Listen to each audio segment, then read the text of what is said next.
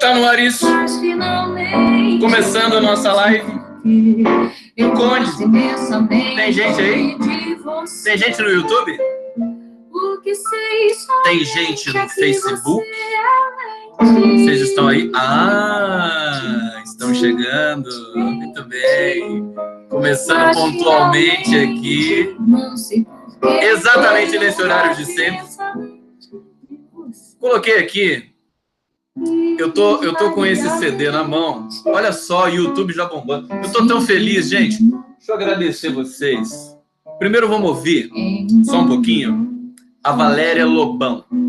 A Valéria Lobão é esta mulher. Estou ouvindo esse CD hoje, o dia todo. Eu faço isso comumente com esse CD que eu ganhei do meu amigo pianista que está nesse CD, que é o Itamar Acier, e da sua companheira Micheline. Um beijo, Micheline. É um CD muito especial. E essa música é a Valéria Lobão, deixa eu explicar para vocês, senão vocês não vão entender, né? Primeiro, saudações, muito obrigado à presença de todos vocês, muito obrigado pela presença no YouTube, mais de 1000 inscrições de ontem para hoje. Estou super feliz, super orgulhoso, super feliz com vocês. Migraram para o YouTube. Estou fazendo a transmissão nas duas mídias nesse momento, sempre lembrando que o Facebook pode dar um probleminha, mas se não der, estamos aqui também, Facebook e YouTube para a live do Conde. Dito isso, quer dizer, essa música a Valéria Lobão gravou um CD, um álbum, só com músicas do Noel Rosa. É algo delicadíssimo. Eles desaceleraram o Noel Rosa. O produtor, porque são vários pianistas, tem aqui, muitos pianistas. O produtor é o Carlos Fux. Não é Fux com X como o ministro, é o Fux com CH. Portanto, um Fux legal.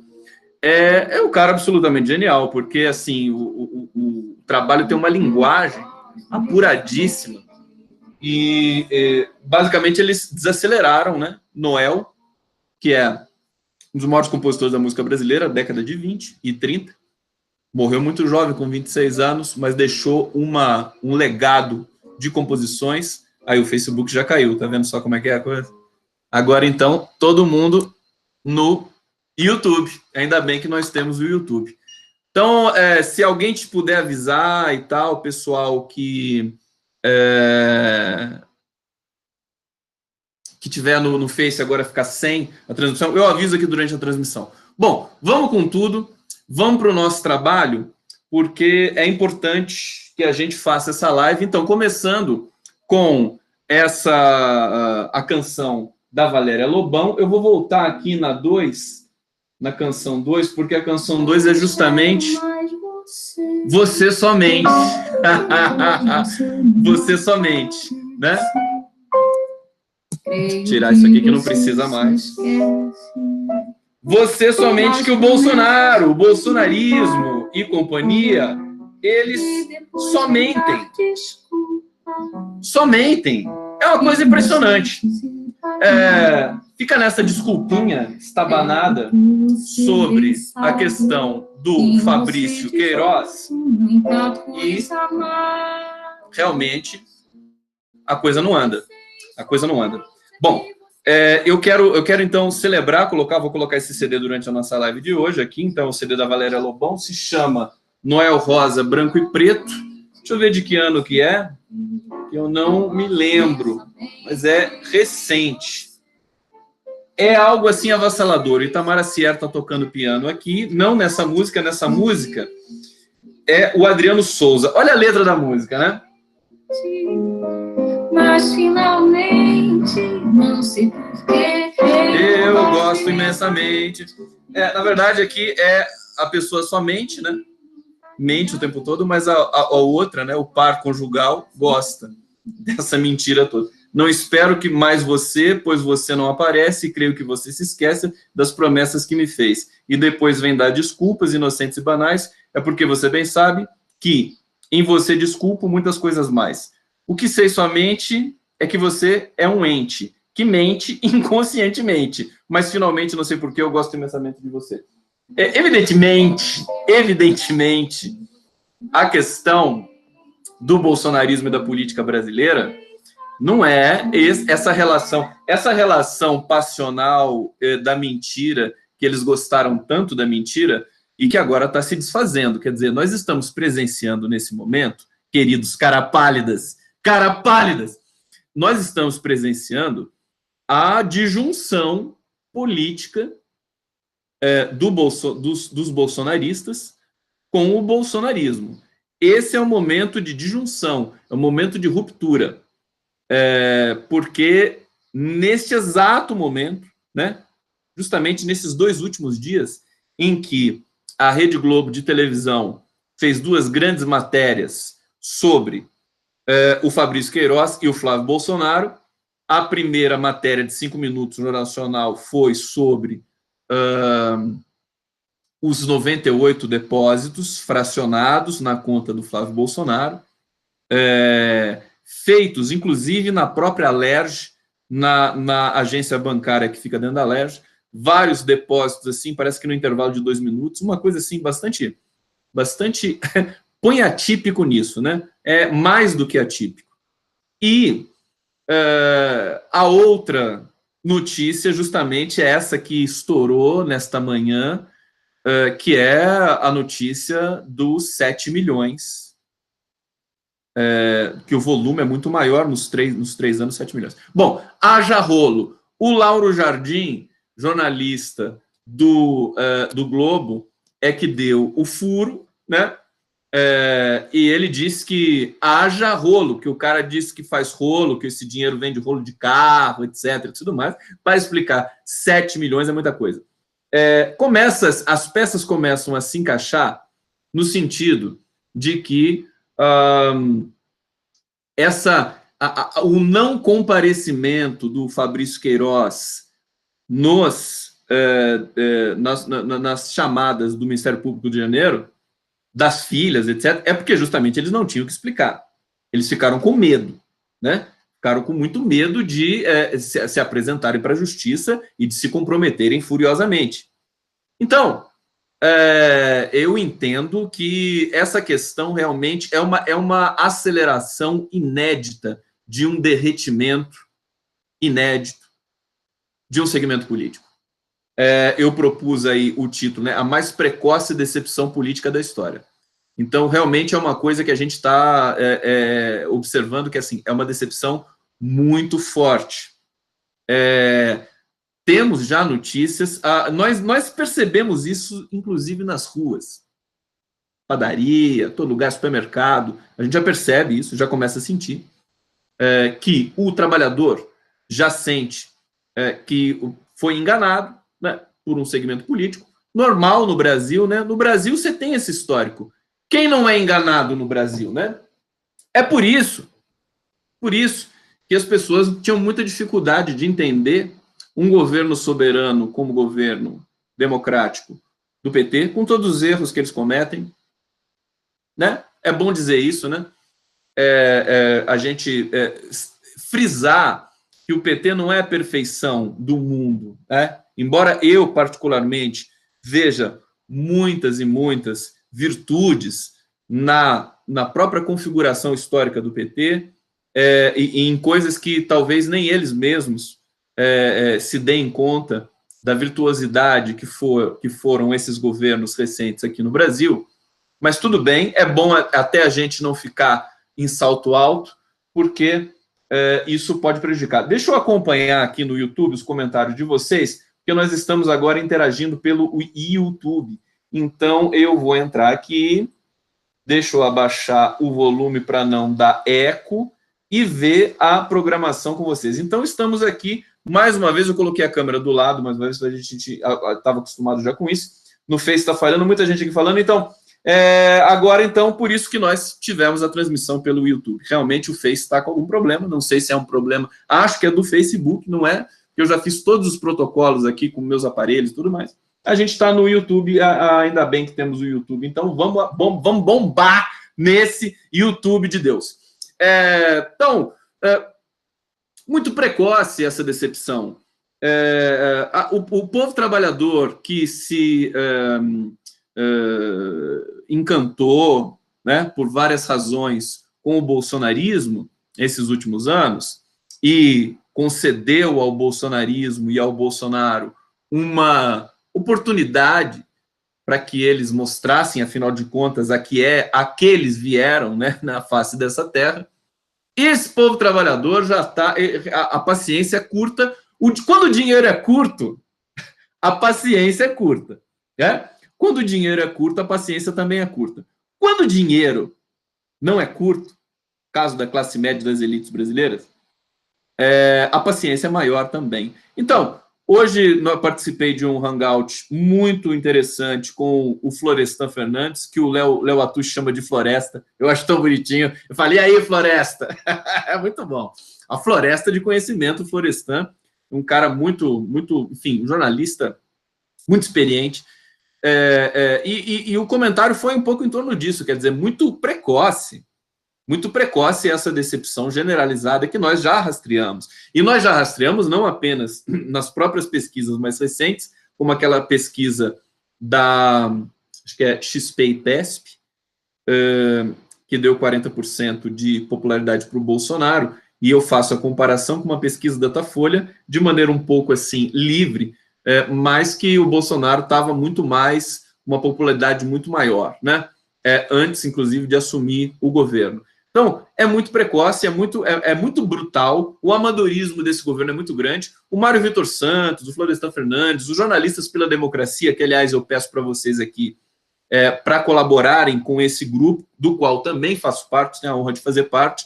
Nós temos um protocolo de captação no Catarse, o link está na home do 247, basta você procurar, o link fica permanente ali, apoio aos jornalistas pela democracia. Então, jornalistas muito experientes, o Ricardo Mello, todos eles, a Helena Chagas, rastreiam esse sentimento e essa degradação precoce de um segmento político.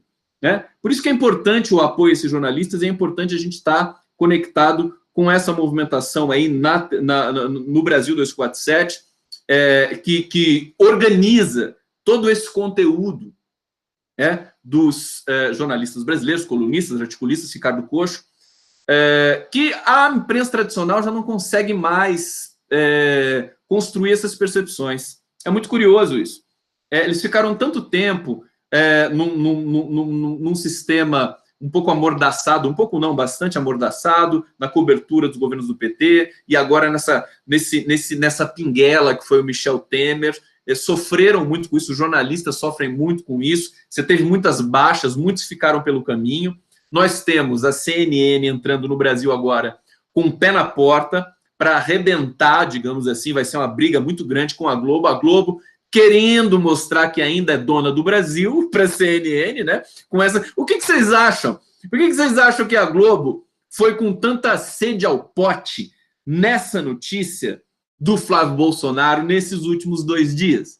Evidentemente porque foi nesses últimos 2 dias que a notícia da CNN que está vindo para o Brasil com investimento de mais de R$1 bilhão por ano, contratação de 400 jornalistas, a fazer uma rede para ser a rede oficial do bolsonarismo, como é a Fox nos Estados Unidos com o Donald Trump. A Rede Globo se mexeu imediatamente, não tem dúvida. E foram para jugular do Flávio Bolsonaro. Quer dizer, essa guerra extrapola, digamos assim, os princípios éticos do jornalismo. Não tem nada a ver com ética, isso é guerra. A Rede Globo quer ir para cima do Bolsonaro porque a Rede Globo quer o espaço, quer continuar mandando no Brasil. E não é porque o Bolsonaro é amigo do Brasil, não tem nada a ver. Porque ele tá num espaço que vai complicar a vida da Rede Globo, né? Ele está querendo fazer concessões a essa nova empresa de jornalismo que chega no Brasil.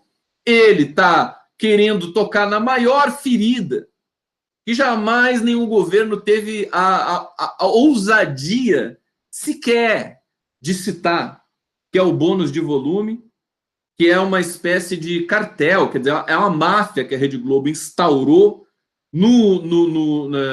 na estrutura publicitária brasileira, que faz com que a Globo tenha sempre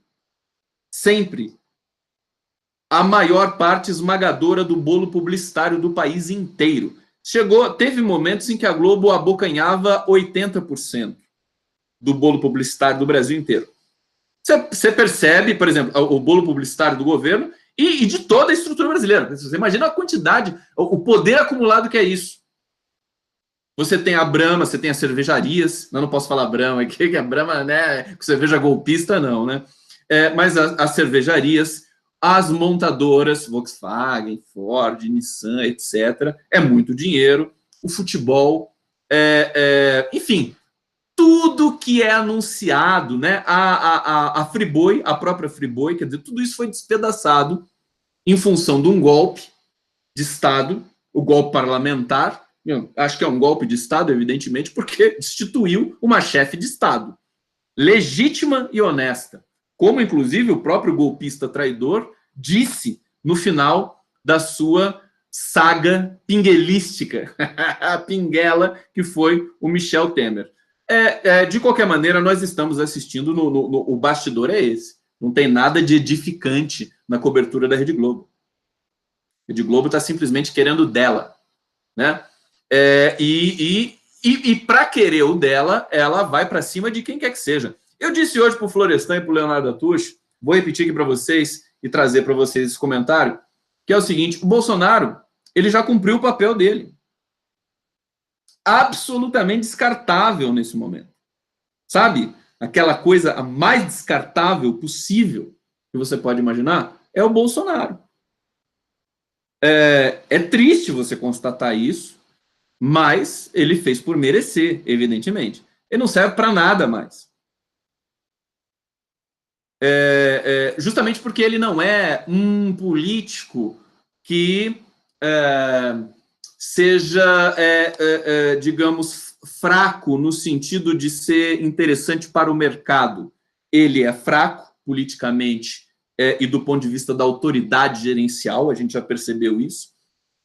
Mas ele é tresloucado, ele é imprevisível, ele fala muita besteira e ele causa instabilidades constantes, né, na cena da política brasileira, com essa precariedade política que da qual ele ostenta, da qual ele dispõe, ele ostenta por aí. Ostentou com certo orgulho muito tempo, porque negou a política o tempo todo na campanha, fugiu de debate, o seu eleitor ficava digamos, identificado com isso, né? Em negar a política, como é a mesma história do João Dória Júnior, mesma coisa no estado de São Paulo.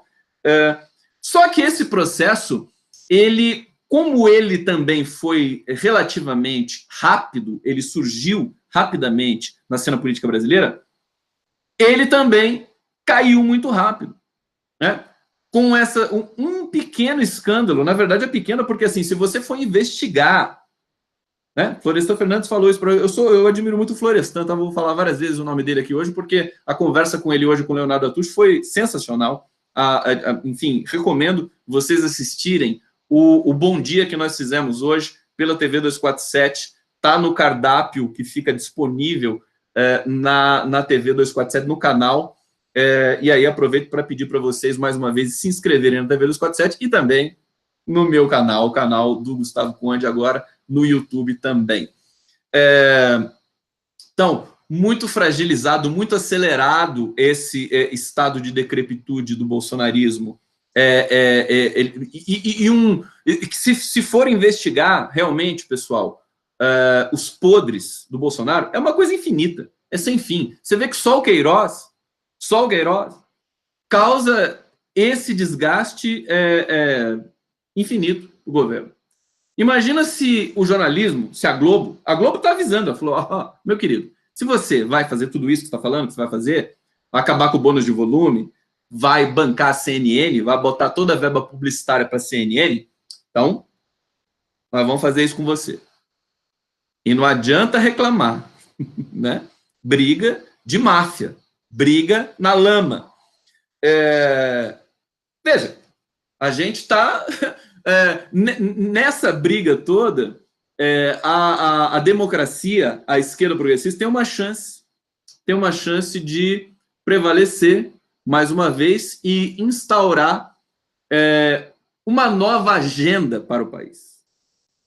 As questões da linguagem, da comunicação são muito delicadas. Nós não podemos perder uma oportunidade dessa, de ver a Globo indo para cima do Bolsonaro com essa sanha, com essa virulência, deixando claríssimo que ele é absolutamente descartável. Né? E que ele, né, se ele acha que manda no país, porque ele é o presidente da República, negativo. O Brasil, nem com Lula, que foi o presidente da República mais popular da história do país, né? Nem com Lula, o Lula poderia se dar o direito de governar o país sozinho, sem negociar, sem dialogar, sem construir consenso com todos os segmentos da sociedade brasileira. Nem o Lula, quanto mais Bolsonaro. Totalmente impossível isso. Você tem que ter a capacidade de concertação, capacidade mínima de conciliação. O país não aguenta mais viver nesse estresse generalizado. Bolsonaro achou que ia levar a agenda estressada dele para o governo brasileiro. Está enganado. O povo não aguenta e sequer o empresariado aguenta, porque o empresariado também se vê perdendo muita oportunidade, muito espaço diante de um governo que é uma pistolagem total e generalizada. É algo realmente sem precedente. E a conta chegou cedo, chegou muito antes da hora, precoce. É algo assim sem precedente. Portanto, você imagina, se esse escândalo, que é um escândalo, puxa, quase que banal, do Queiroz, causa esse alvoroço, a Globo está dizendo isso sem dizer. Você imagina se ela decidir pesquisar a verba de gabinete dos 30 anos em que o Bolsonaro passou como deputado. Você imagina o volume que deve ser esses 30 anos em que o Bolsonaro gerenciou uma verba de gabinete. E à medida que os filhos deles foram se elegendo e também entrando na vida, no mundo político, você entra também na ciranda, né? Por que eles não foram denunciados até hoje? Imagina, o Bolsonaro, queridos, ele foi do partido do Maluf. Como que você vai esperar algum tipo de postura ética contra a corrupção de um cara que foi do partido do Maluf a vida inteira? O povo brasileiro, esse tipo de informação chegou na campanha. Se eu não me engano, o Haddad falou na campanha dele justamente sobre essa questão do Bolsonaro ter pertencido ao partido do Maluf, dele ter feito apologia a assassino, estuprador, torturador da ditadura, que é o Coronel Ustra, todos os filhos dele. Quer dizer, essa máscara, essa capa de proteção que o bolsonarismo ostentou durante toda a campanha eleitoral, que o cara falava assim, o cara defende o torturador. Ah, não, isso é fake news. Não, mas o cara faz apologia ao estupro. Essa é fake news. Ah, mas o cara, sabe, nada colava. Era um fenômeno absolutamente interessante e precisa ser pesquisado, tá? É um fenômeno de comunicação que ainda precisa ser pesquisado e vai ser, e eu acho que já está sendo. Por que não colou, né? Esse colapso da informação com a proliferação de fake news, quer dizer, foi tanta fake news que as pessoas ficaram à overdose de fake news. Agora a gente está num momento diferente. Né? Gente, sabe o que está acontecendo com o bolsonarismo nesse momento? Eu acabei de pegar uma matéria no jornal Globo sobre as redes digitais sociais do bolsonarismo. Elas estão se desfacelando, estão derretendo. Uma agência, deixa eu ver aqui qual que é, de fato, a matéria só para informar vocês corretamente. Eu estou com esse computador aqui, não é tão legal. Já vou ler os comentários de vocês aqui. Deixa eu ver se eu vou retomar de memória, mas basicamente é uma agência, chama Exata. Exata. É uma agência que pesquisa internet, contextos de internet, likes, curtidas, e oscilações, digamos assim, de humor de determinados segmentos digitais. Eles acabou de ter uma matéria no Globo, tá? É excelente, tá? Recomendo também a todos vocês. Eu compartilhei na minha rede no Facebook, depois eu vou compartilhar no Twitter também, mas ela simplesmente informa que, pela primeira vez, a rede de apoio ao bolsonarismo no Twitter, Facebook, Telegram, todas essas plataformas digitais, pela primeira vez, ela está mais hostil ao bolsonarismo do que adesista e favorável. A curva virou. A curva virou, não. A curva foi feita. Veja, eles estão querendo saber do Flávio Bolsonaro. Falei, e aí, você não vai falar nada do Queiroz? Quer dizer, o bolsonarista que votou no Bolsonaro, que acessa as redes sociais, está incomodado com essa história toda, que não para de estalar no noticiário e nas próprias redes sociais. Quer dizer, as palavras que mais aparecem também nesses nichos é Queiroz, é Flávio Bolsonaro, é COAF, é escândalo, é depósito, é ilegalidade, é 7 milhões. É muito desgastante. O Bolsonaro vai para Davos fugindo praticamente agora. Se ele tivesse realmente coragem, se ele fosse um cara assim, não, vou defender o meu governo, ele ficaria no Brasil, ele jamais poderia deixar o Brasil. Vai deixar o Brasil numa situação dessa, em pleno andamento? Gente, estou para dizer para vocês o seguinte, o Mourão vai assumir a presidência da República. Presidente interino. Disse isso hoje na conversa com Léo Atush e Florestan. Ele pode assumir para não mais deixar o governo. É uma situação limite para o Bolsonaro e para o bolsonarismo. Até porque Bolsonaro vai passar 4 dias em Davos. Quando ele voltar para o Brasil, ele praticamente já vai para a sua cirurgia, para tirar a bolsa de colostomia. É uma cirurgia que não é trivial, totalmente. Inclusive, quero dizer que não desejo absolutamente nenhum mau sucesso nesse protocolo, nesse procedimento com Bolsonaro. Evidentemente, eu sempre faço questão de frisar isso. Desejo toda a boa sorte do mundo a ele e aos médicos do Albert Einstein, porque, na verdade, nós queremos vencer Bolsonaro no discurso, na luta, e não numa questão dessa natureza. Então, é que ele se recomponha. Mas as coisas estão apontando para uma situação dramática. O Carlos Bolsonaro não para de dizer que querem matar o pai dele. Não para de dizer. Ele disse, nas últimas semanas, pelo menos umas 4 vezes, de maneira assim explícita e escancarada, no seu Twitter. É algo realmente muito impressionante. Quer dizer, a imprensa, os jornalistas mais veteranos e tudo mais, que já cobriram muita coisa bizarra no Brasil, eles estão impressionados com isso. Eles nunca viram nada parecido. Quer dizer, porque é uma situação que também lembra um pouco uma ópera. Tem alguma coisa de ópera bufa, mas é uma ópera dramática, porque você tem uma questão edipiana, filial, de 3 filhos que disputam espaço de um pai e todos os 4 usam o mesmo nome. É Bolsonaro que não acaba mais.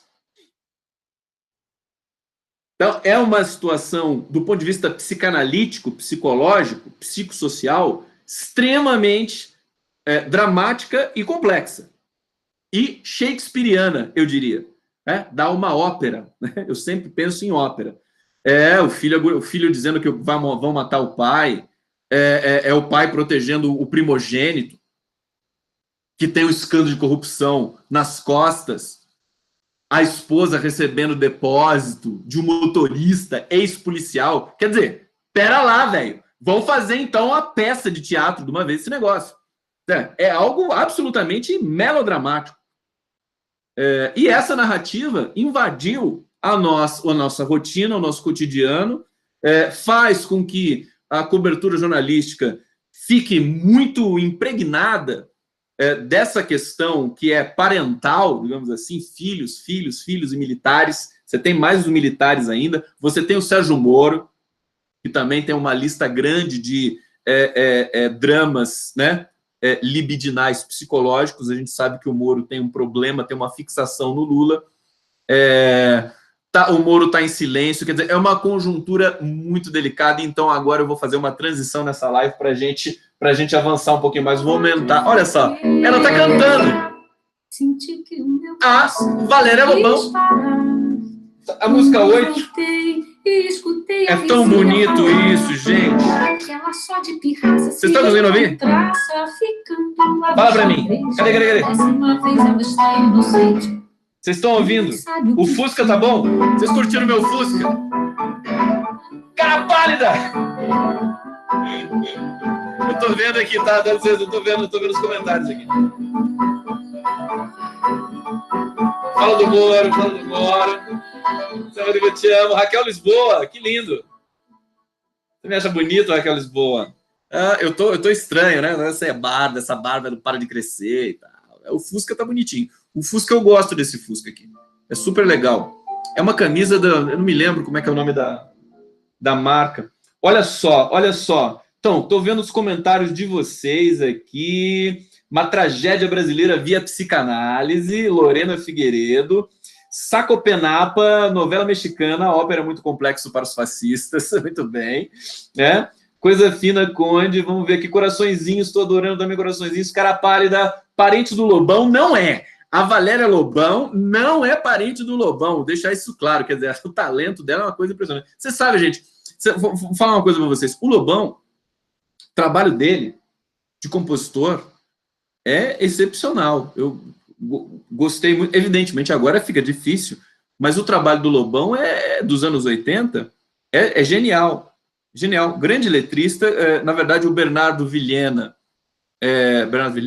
acho que é isso, que era o parceiro dele, que fazia as letras, né? Era mais ou menos o copydesk do Lobão. Mas eu respeitava muito o Lobão. Respeito o trabalho dele de compositor dos anos 80. Até nos anos 90 ele fez coisas interessantes. Depois, realmente, cada um tem o seu fantasma para lidar, né? Mas, de qualquer maneira, a Valéria Lobão, acho que não tem nada a ver com o Lobão. Todo mundo aqui falando da camisa do Conde, a minha camisa com o meu Fusca. Vamos ver aqui que comentários temos aqui mais. Podem comentar à vontade no YouTube.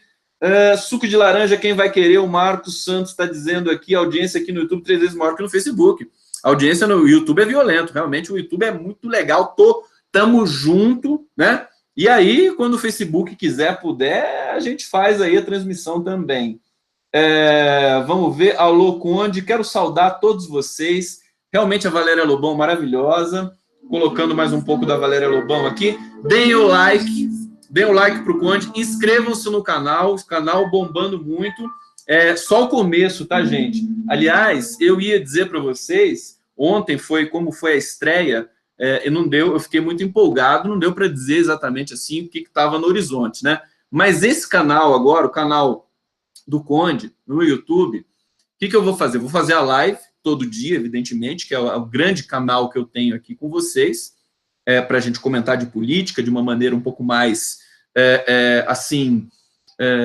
digressiva, né? Mesclada com questões culturais, com senso de humor, com outros ingredientes que, em geral, a gente não encontra com tanta facilidade aí na cena do comentário político brasileiro.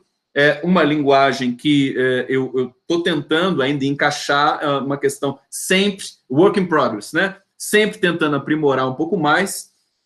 Tá muito divertido fazer isso, muito interessante. Mas a ideia, ela vai além.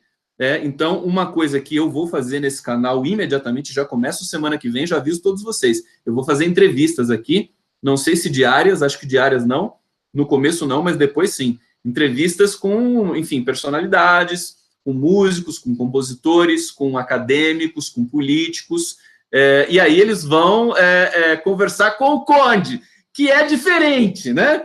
É diferente, eles vão ter que cair um pouco na minha dança, isso vai ser divertido, então vão ser entrevistas que vão todas vão ficar no meu canal, e depois, evidentemente, como eu sou parceiro do 247, elas serão retransmitidas pela TV 247. Então, nós teremos uma sinergia muito bacana aqui nesse espaço agora no YouTube, com a live do Conde e com as entrevistas. E outra coisa que eu vou fazer, evidentemente, também é a música, né? Então, eu só vou resolver a questão técnica da captação do som. Eu estou numa fissura total de tocar para vocês, mas a captação do notebook não é boa. É por isso que eu insisti tanto tempo no Facebook, porque a captação do celular é muito boa, captação do som. Mas eu vou montar um aparato aqui tecnológico para poder fazer uma transmissão de canção, de comentário da canção brasileira, e aí nós teremos também várias pílulas nesse canal e que tende a crescer, e eu acho que a ideia é que a gente cresça, né? Que a gente faça uma coisa realmente coletiva aqui nesse canal, com outras participações, outros produtores de conteúdo. Quer dizer, a coisa vai avançar muito aí, inclusive pela luta pela democracia. Hoje eu conversei um pouco com meu amigo grande, querido, Fabiano Leitão, o trompetista da democracia. Foi a coisa mais linda do mundo. Eu perguntei pro Leitão assim, né? Falei, Fabiano, você tá me vendo aí, Fabiano, querido? Se tiver, dá um toque, hein? Fabiano é gênio, né? Fabiano, além de ser esse talento, esse cara que pega o trompete e causa, né, na cena política brasileira, acabou de trollar um jornalista da Globo. Um jornalista não, acabou de trollar a Rede Globo na entrada do Marcos Lozecan em Brasília. Foi genial, né? Viralizou esse vídeo dele. É um protesto que ele faz absolutamente legítimo, né? É absolutamente legítimo e democrático, porque ele toca um trompete, ele não insulta ninguém, né? É genial. O trabalho do Fabiano Leitão entra para a história. Já entrou e agora ele está sustentando esse trabalho que ele faz junto à cena política brasileira.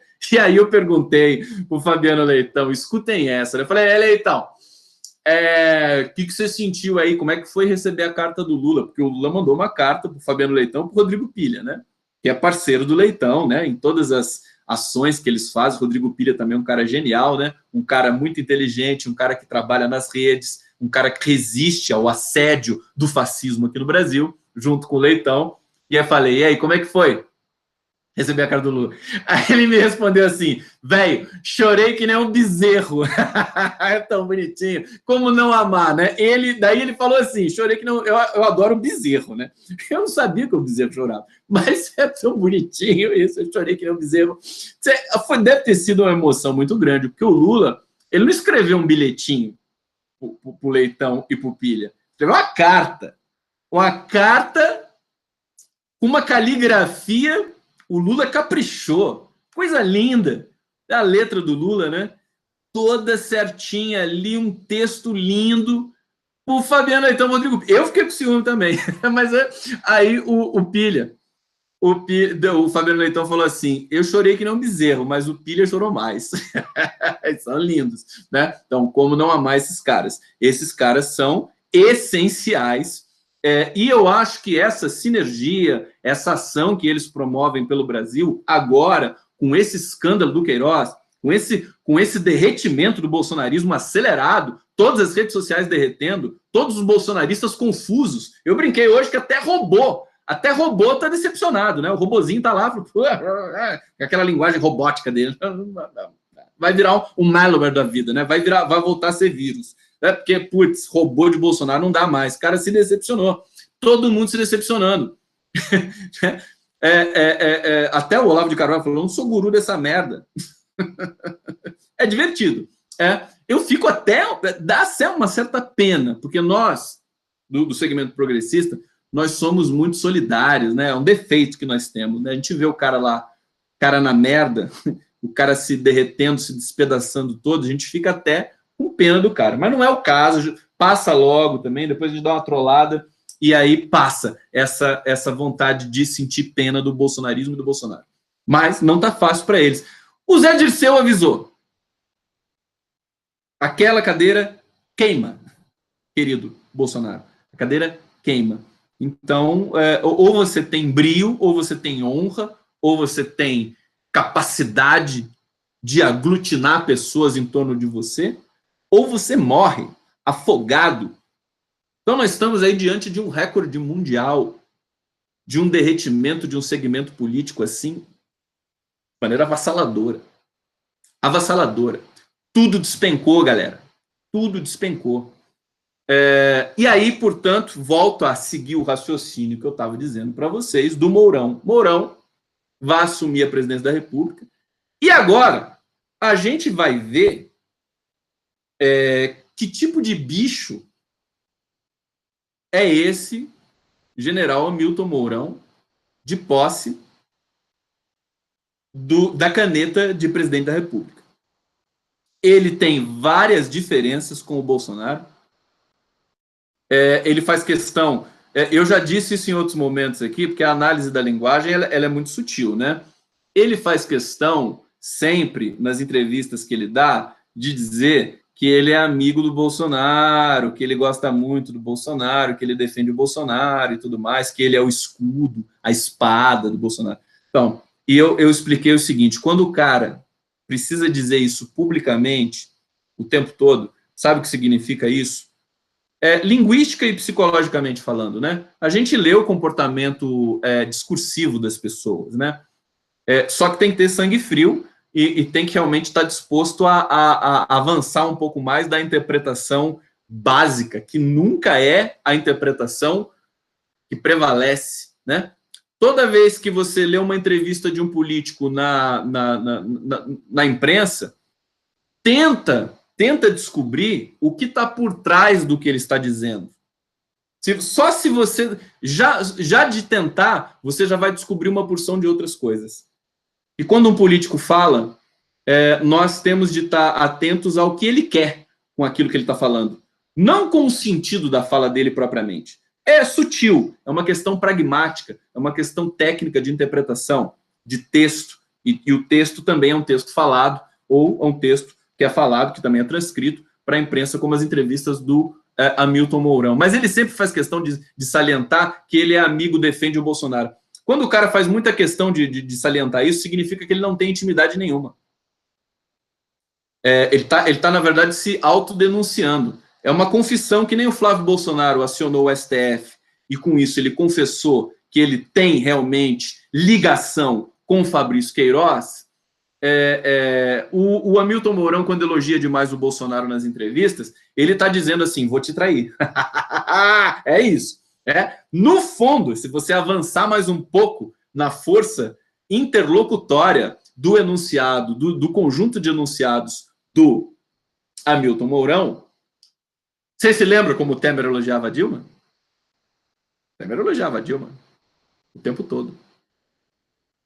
A Dilma não elogiava muito o Temer, não. O pessoal gosta de destacar aí na imprensa e tudo para relembrar, mas o Temer puxava um saco desgraçado da Dilma Rousseff.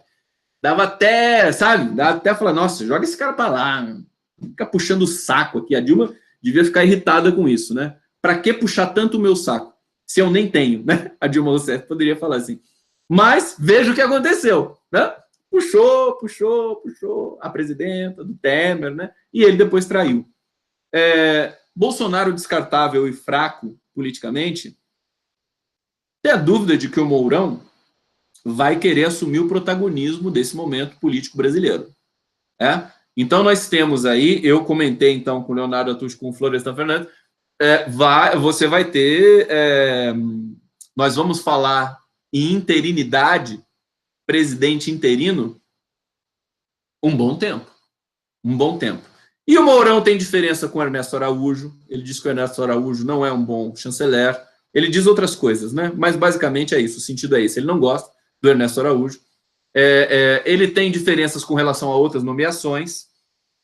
Eu me lembro de uma história de bastidor do Paulo Guedes lá no Centro Cultural Banco do Brasil, em Brasília, que era onde o governo fazia transição, o Paulo Guedes era pianinho perto do Mourão. Ele respeita o Mourão, tem medo do Mourão, Paulo Guedes. Paulo Guedes é pequenininho, né? Paulo Guedes é figurinha, né? Ele só tá olhando, né? Ele tá olhando o Bolsonaro derreter. Ele falou, cara, com aquela carinha dele, né? Você já viu a carinha dele? Parece o papai papudo. O Bozo, né? O Bolsonaro é o Bozo, vocês sabem disso, né? Com todo respeito ao Bozo, a família do Bozo e tudo mais, mas ele é o Bozo, inclusive a palhaçada é o circo, né? O Bolsonaro é o Bozo, o Paulo Guedes é o papai papudo, lembra do papai papudo? Acho que era o Pedro de Lara que fazia o papai papudo. O Mourão é a vovó Mafalda, ele não tem cara de vovó Mafalda, o Mourão? É tão bonitinho, né? Ah, criançada, inclusive é o riff que o trompetista da democracia, o Fabiano Leitão, tocou, né? Alô, criançada, o Bozo chegou.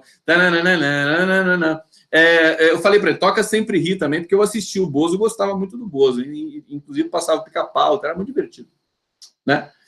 Bom, gente, é engraçado o Bozo e todo o circo. Vamos ler, deixa eu ler um pouquinho os comentários que vocês estão mandando para mim aqui no YouTube, que já está com 781 espectadores. Sensacional, eu não sabia que era o negócio era tão pilhado assim. Rosemary Luiza já falava do Mourão desde o começo do governo. Sônia Maria Gonzalez, cadê o Temer? O Temer está em São Paulo. Fiquei sabendo, ele jantou no Cantalupe, restaurante lá no Itaim Bibi, pertinho do 247. Podia entrevistar o Temer, hein, Léo Atush? Vamos entrevistar o Temer, agora que ele não é mais nada, né? Entrevistar o cara, falar aí o que você está pensando do Brasil. Michel Temer, fala sério. Michel Temer. Os covardes são os piores. Péricles Linhares. Bacana o YouTube, porque aqui a gente tem acesso a pessoas que não são não me seguiam no Facebook. É muito legal, né? Adriana Siqueira, Jefferson de Melo Pires, Dilma disse que o PMDB só dava alegria a ela. Ah, não sabia disso, não. Diz também. Bom, quando o Brasil era uma democracia, o enunciado político também tinha uma outra natureza, evidentemente. Eu lembro da Dilma, em alguns momentos ela elogiou realmente o Temer. Quando você elogia o cara é teu vice-presidente, para fazer o quê? Mas o Temer puxava muito o saco da Dilma. Michel Eglan, Thelma Brasil, quero agradecer a todos os comentários de vocês. Com humor fica mais fácil aguentar o desgoverno. A Rita dizendo aqui, tá muito rápido, tá bombando demais.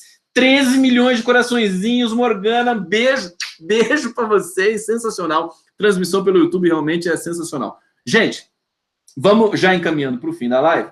Nós temos aí 12 minutos, e então vamos observar mais um pouco o que está acontecendo nesse momento de derretimento acelerado aí do bolsonarismo, né? O Moro, por outro lado, é interessante falar um pouco do Moro também hoje. Moro está em silêncio, muita gente ressabiada com esse silêncio, tentando interpretar, mas afinal de contas, o que ele quer com esse silêncio? Ele quer se manter blindado desse baixo nível do bolsonarismo, para o qual, aliás, ele foi convocado para participar do governo, numa suposta grife ética, que é falsa, mas que eles tentaram construir, chamando o Moro para ser ministro da Justiça. Eu acho que o Moro corre riscos, embora a gente não possa cravar e dizer que ele vazou os dados do COAF, porque são dados que quem quiser pode ir lá, digamos assim, e pedir, né? Pedir, requerer. O cara pode não dar. Ou seja, o Moro poderia, por exemplo, se ele tivesse alinhado com o Bolsonaro, poderia dizer para o COAF, falar assim, não ser nenhuma informação sobre Flávio Bolsonaro e Fabrício Queiroz. Poderia. Não fez isso. E aí? Ele não fez, ele tem que ser punido pelo Bolsonaro? Quer dizer, é briga de máfia. Não estou dizendo que ele deveria ter feito isso. Pela lógica de alguém que está junto de uma outra personalidade política que tem essa vocação para esconder informação e fugir de explicação e de debate, seria lógico esperar que o Moro, como parte desse governo, circunscrevesse o COAF aos seus desígnios de sigilo. Porque o Moro é assim, o Moro, aquilo que prejudica tucanos e direita conservadora, ele esconde, sempre foi assim. E aquilo que atinge o PT e a esquerda, ele solta. Inclusive, nem a esquerda, o negócio dele é o Lula. Né? O Moro tem problema sexual com o Lula. Então vazou conversa da Dilma com o Lula. Foi assim que ele, inclusive, conquistou esse cargo que ele está ocupando agora. Porque se o Moro, gente, se naquele momento da história do Brasil, se o Moro respeitasse a lei e não divulgasse aquela conversa que gerou muita tensão, aquela conversa, queridos, aquela gravação da ligação da Dilma para o Lula, que ela falava do Messias. O Messias está indo aí levar um papel para você assinar, mas se não der, tudo bem. Tá bom, minha querida, e tal. Querida Dilma, querida, tá bom, tudo bem. Né? Eu estou imitando o Lula, daqui a pouco eu imito ele aqui. Essa ligação não tinha nada ali comprometedor, em primeiro lugar. Só que o estado de histeria da população brasileira, da Rede Globo, do espectador padrão, do consumidor da ração jornalística brasileira naquele momento, estava tão tensionada e estressada que aquilo foi tratado como um escândalo. Vocês se lembram disso, não faz tanto tempo assim, foi em 2016, né? Não, 16 não. Quando que foi? Foi 16. Foi o começo de 16, exatamente. Eu lembro que eu fiz um artigo, fiz uma pesquisa sobre essas questões aí também. Bom, naquele momento, o Lula ficou impedido de ser ministro. Ele estava sendo nomeado ministro da Casa Civil. Se o Lula é nomeado pela Dilma ministro da Casa Civil e assume a Casa Civil, hoje nós não estaríamos nessa situação. De jeito nenhum. Pensem nisso. Então, o Moro bloqueou esse momento. Nós não estaríamos nessa situação porque se o Lula fosse para a Casa Civil naquele momento, o governo Dilma estava muito intoxicado, corroído pela desconfiança recíproca de todos os aliados ali dentro do governo Dilma. O Lula ia chegar, ele ia conversar com todo mundo. Ele ia usar da generosidade habitual dele de sempre, do lastro, da história. Ele ia botar o governo de pé em uma semana. Por isso que o Moro nem raciocinou direito. O Moro não pensou nas consequências. Ele sabia que estava praticando um crime gravíssimo. E nos Estados Unidos poderia dar prisão perpétua. Em alguns estados, sabe-se lá se não daria injeção letal. Mas assim, crime contra a pátria, crime de Estado, um crime de vazamento de um ex-presidente e de uma presidente em exercício. Um absurdo total, esse vazamento do Moro. Por que ele fez isso de maneira tão, assim, afoita e vazou para a Rede Globo de televisão, mesmo depois de ter encaminhado para o STF aquela degravação? Por que ele fez isso? Porque ele sabia, e eu não sei se quem estava acima do Moro nessa escala mafiosa da qual o Moro provavelmente faz parte, mas isso são só conjecturas. Ele sabia que se o Lula assumisse a Casa Civil, toda a preparação, planejamento, Eduardo Cunha, tudo aquilo que foi feito para fazer o golpe, cairia por terra. E o Lula ia lá e acalmar todo mundo com o talento que ele tem natural do diálogo, que é o que nós estamos sentindo falta nesse momento. Por isso que o Lula está preso. Que se deixar o cara solto, ele vai lá, ele convence, ele conversa, ele atrai, ele aglutina, ele conquista espaço e fatalmente, né, ele coloca ou ele próprio ou alguém do seu segmento político na liderança política e social do país, mais uma vez, sempre. Ele tem o dom da palavra. Então, veja, O Moro, nesse momento, ele é a grande esperança para a Rede Globo de televisão.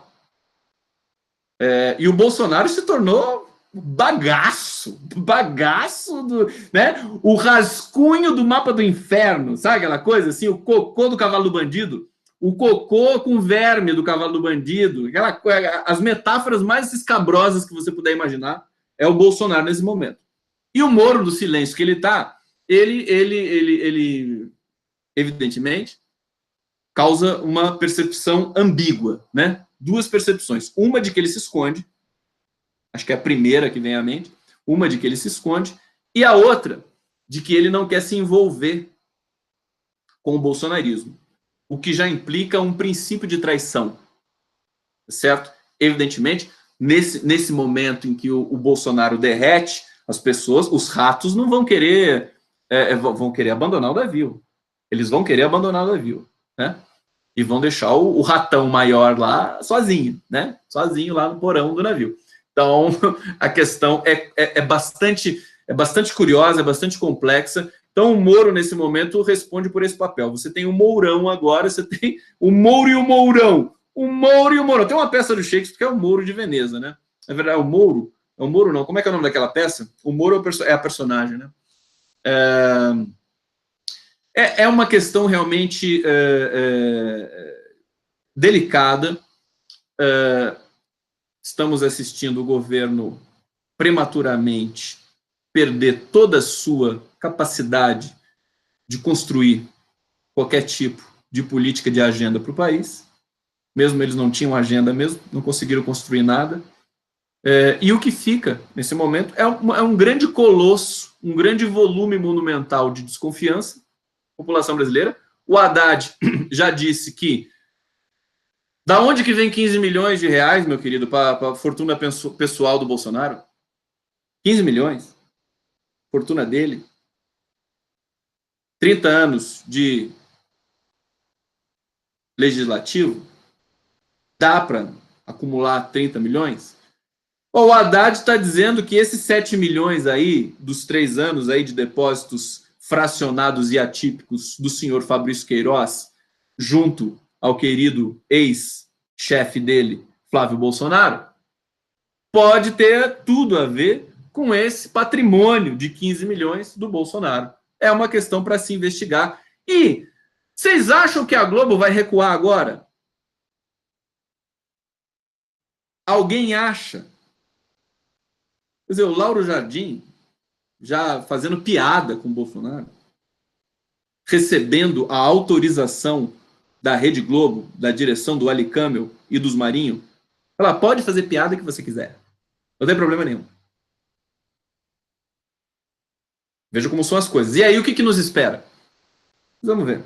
Eu acho que, nesse momento, nós precisamos, nós do campo da democracia, trabalhadores, jornalistas, articulistas, ativistas, enfim, cidadãos.